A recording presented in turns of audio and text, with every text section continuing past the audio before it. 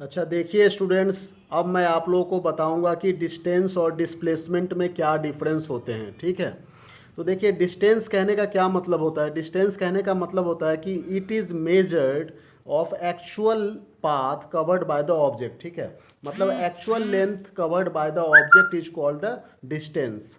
और डिस्प्लेसमेंट कहने का मतलब shortest distance between the initial point and final point. जैसे मान लीजिए एक ऑब्जेक्ट है जो कि इधर 1 मीटर गया। ठीक है, यहाँ से यहाँ तक वो 1 मीटर गया, फिर यहाँ से यहाँ तक वो 1 मीटर आया। ठीक है, और फिर यहाँ पर वो 1 मीटर गया। तो ये तीनों ही 1 1 मीटर करके गया वो। ठीक है, ए बी सी डी। तो ये तो हो गया इनिशियल पॉइंट, इसे इनिशियल पॉइंट कहते हैं। ठीक है, इसे कहते हैं फाइनल पॉइंट। इसे क्या कहेंगे? Final point. तो देखिए मेरा कहने का मतलब ये है कि the actual path covered by the body, मतलब डिस्टेंस की यदि हम लोग बात करें तो यहाँ पर जो एक्चुअल पाथ कवर्ड हो, जैसे मतलब 1 + 1 + 1 मतलब that is equal to 3 meter. ठीक है, 3 मीटर आंसर हो जाएगा। और यदि हम लोग डिस्प्लेसमेंट की बात करें तो डिस्प्लेसमेंट में मैंने कहा था कि एक्चुअल मतलब shortest distance between the initial and final point. तो डिस्प्लेसमेंट की यदि हम लोग बात कर रहे हैं तो डिस्प्लेसमेंट में यहाँ से यहाँ तक चूँकि ये दोनों ये डिस्टेंस, ये साइड्स और ये साइड्स दोनों बराबर है, तो ये 1 मीटर है तो ये भी 1 मीटर हो जाएगा। तो यहाँ पर डिस्प्लेसमेंट जो है वो 1 मीटर हो जाएगा आंसर। ठीक है, तो इससे हम लोग पता लगा सकते हैं कि डिस्टेंस कहने का मतलब the actual path covered by the body, जितना एक्चुअल लेंथ कवर्ड हुआ है उसको हम लोग डिस्टेंस कहते हैं। और shortest distance between the initial and final position को हम लोग डिस्प्लेसमेंट कहते हैं। ठीक है, इसमें direction is not specified. Distance में डायरेक्शन स्पेसिफाइड नहीं होते हैं, लेकिन इसमें जो है डिस्प्लेसमेंट में डायरेक्शन स्पेसिफाइड होते हैं। जैसे मान लीजिए हमने एक हाफ सर्किल बनाया, एक हाफ सर्किल बनाया, यहाँ पर ये ए पॉइंट है, ये इनिशियल पॉइंट है, ये फाइनल पॉइंट, ये बी पॉइंट है। ठीक है, तो यदि डिस्टेंस और डिस्प्लेसमेंट की बात करें तो डिस्टेंस कितना कवर हुआ, डिस्टेंस ए से बी तक जो एक्चुअल पाथ कवर्ड हुआ, पूरा सर्किल को हम लोग 2πr कहते हैं, हाफ सर्किल है तो इसे हम लोग क्या कहेंगे? 2πr/2 मतलब पाई आर आंसर हो जाएगा। ठीक है, और यदि डिस्प्लेसमेंट की बात करें तो डिस्प्लेसमेंट में shortest distance between the initial point and final point होता है। यहाँ से यहाँ तक, ये इनिशियल यहाँ से स्टार्ट हुआ, यहाँ पर फाइनल हो गया, तो shortest distance between the initial and final point. इसमें देखिए एक डायरेक्शन है, ठीक है ना, लेकिन इसमें तो कोई डायरेक्शन नहीं है, यहाँ पर सभी डायरेक्शन में चेंज हो रही है।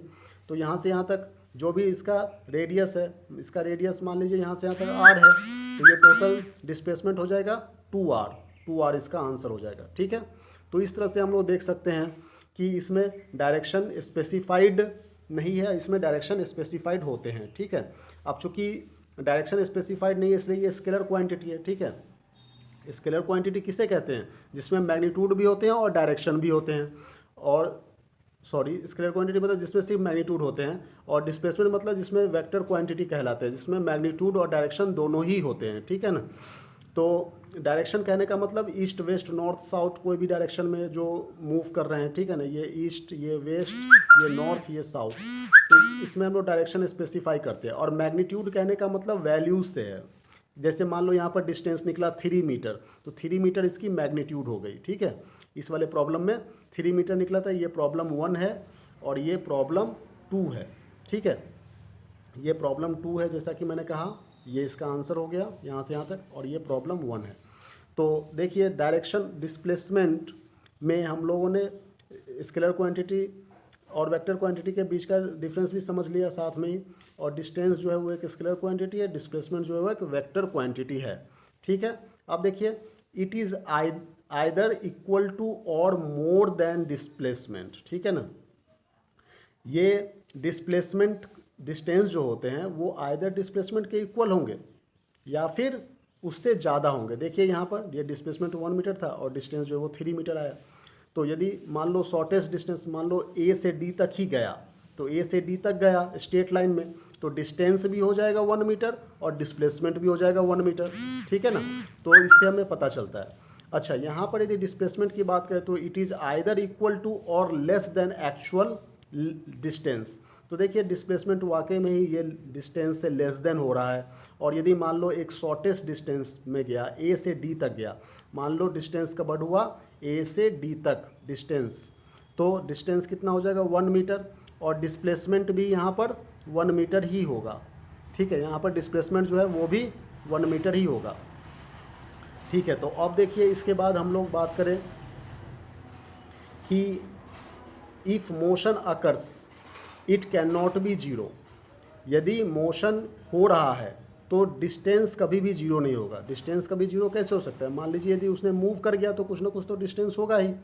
If motion occurs it may or may not be zero. देखिए यदि मोशन अकर्स हो रहे हैं तो यहाँ पर डिस्प्लेसमेंट जीरो भी हो सकते हैं और नहीं भी हो सकते। जैसे मान लो यहाँ पर एक फुल सर्किल है, यहाँ से यहाँ तक पूरा गया और यहाँ से यहाँ तक पूरी सर्किल में कंप्लीट कर गया यहाँ तक, ठीक है ना।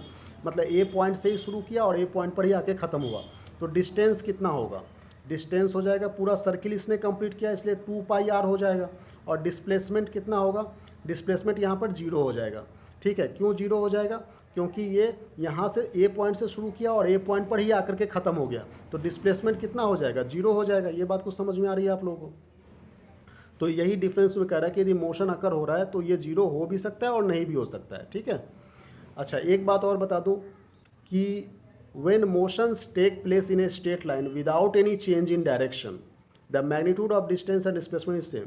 बात सही है, यदि कोई डायरेक्शन चेंज नहीं हो रहा है, जैसे मान लो ए से डी तक गया, कोई डायरेक्शन चेंज नहीं हुआ, तो डिस्टेंस और डिस्प्लेसमेंट दोनों ही सेम हो रहे हैं। ठीक है ना। If there is any change in the direction of motion the magnitude of distance and displacement can not be same. अब देखो यहाँ पर डायरेक्शन चेंज हो रहे हैं, ठीक है, तो डिस्टेंस और डिस्प्लेसमेंट दोनों ही अलग अलग हो रहे हैं। ठीक है, जैसे मान लो अब यहाँ से, हाँ बस यही इस तरह से हम लोग समझेंगे इसे। Thank you.